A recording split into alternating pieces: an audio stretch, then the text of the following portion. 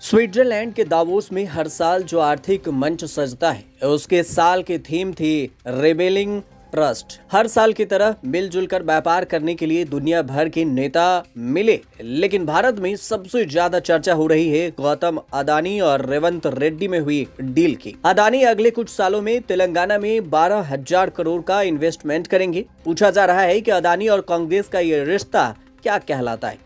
लोकसभा चुनाव के लिए मैनिफेस्टो को लेकर हो रही कांग्रेस की प्रेस कॉन्फ्रेंस में भी पी चिदम्बरम से यही सवाल पूछ लिया गया। चिदम्बरम ने जवाब देने के बजाय माइक घुमा दिया सुप्रिया श्रीनेत की तरफ। सुप्रिया श्रीनेत भी मोदानी खूब करती रही हैं। उन्होंने सवाल कुछ ऐसे ही टाल दिया।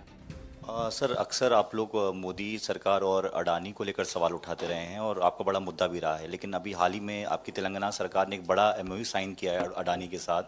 उस पर अगर आप कुछ कहना चाहेंगे। मुझे लगता है कि ये मैनिफेस्टो लॉन्च की प्रेस वार्ता है और हम इसी पर केंद्रित रखना चाहते हैं। ये सवाल आप अन्यथा मत लीजिए मेरी इस बात को, लेकिन मैनिफेस्टो लॉन्च एक बड़ी चीज है और जिस तरह से हम इसको करने की कोशिश कर रहे हैं। राहुल गांधी आरोप लगाते रहे हैं कि मोदी अदानी का रिश्ता है, इसलिए सब कुछ अदानी के पास जा रहा है। हिंडनबर्ग रिपोर्ट में अदानी ग्रुप पर हेराफेरी के आरोप लगे तो राहुल गांधी अदानी के खिलाफ विपक्ष के हीरो बन गए, लेकिन अब सेबी के जांच में अदानी के खिलाफ कुछ नहीं निकला। सुप्रीम कोर्ट से भी क्लीन चिट मिल गई और इन सब के बाद कांग्रेस मध्य प्रदेश राजस्थान में चुनाव हार गई तो अदानी का शोर कमजोर पड़ गया। राहुल गांधी 14 जनवरी से एक बार फिर भारत जोड़ो यात्रा पर निकले हैं। रोज कहीं ना कहीं भाषण देते हैं, लेकिन अदानी का जिक्र तक अब नहीं करते। 2 or 3 people are controlling the entire business system in the country. I want to ask the question, why none of India's leading companies is owned by a Naga?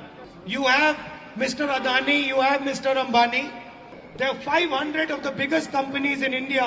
Not one of them has a Naga leadership. ऐसे बीच Davos में रेवंत रेड्डी गौतम अदानी ने MOU sign किए। इतना सब कुछ रेवंत रेड्डी बिना Congress high command से पूछे किए, राहुल गांधी की मर्जी के बिना कर रहे हैं। जिस सवाल को टालकर चिदम्बरम और सुप्रिया श्रीनेत ने राहुल को बैकफुट पर डाल दिया, वही सवाल न्यूज तक के संवाददाता निधि तनेजा ने जयराम रमेश से असम की प्रेस कॉन्फ्रेंस में पूछ लिया। जयराम ने बिना हिचक और झिझक के कह दिया कि रेवंत रेड्डी अपना धर्म निभा रहे हैं, हम अपना धर्म। सर, तेलंगाना में 4 एमओयूज रेवंत रेड्डी तेलंगाना सरकार में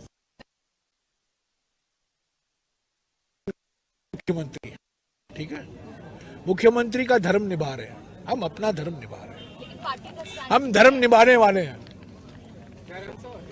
और लास्ट क्वेश्चन, राहुल गांधी ने तेलंगाना चुनाव में भी अदानी किया था। तेलंगाना में कांग्रेस सरकार बनते ही अदानी और रेवंत रेड्डी दोस्त बन गए।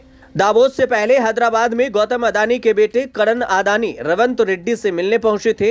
वो मुलाकात भी इन्वेस्टमेंट डील से हुई थी। अदानी अभी सिद्धारमैया डीके शिव कुमार से मिलने नहीं पहुंचे हैं, लेकिन कर्नाटक में कांग्रेस की सरकार स्वागत के लिए तैयार है। Any legal business that is coming into the state, how can we stop it? What Mr. Rahul Gandhi's claim has always been is that there has been policy tweaking, there has been framing of new rules to accommodate certain big businessmen.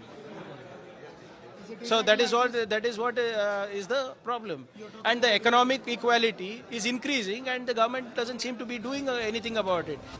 हो सकता है लोग हैरान हों, लेकिन अदानी पर राहुल के हमले के बीच ऐसी ही डील राजस्थान में अशोक गहलोत ने गौतम अदानी के साथ भी की थी। 2022 में राजस्थान में अशोक गहलोत ने गौतम अदानी को बुलाकर 65,000 करोड़ का इन्वेस्टमेंट कराया था।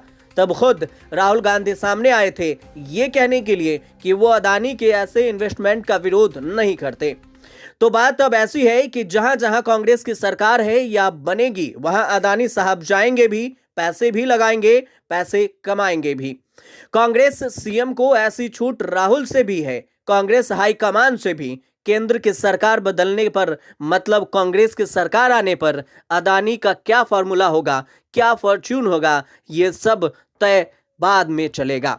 फिलहाल अदानी पर राहुल गांधी का कोई विरोध नहीं है और ना ही कोई जवाब आ रहा है। ब्यूरो रिपोर्ट, न्यूज़ तक।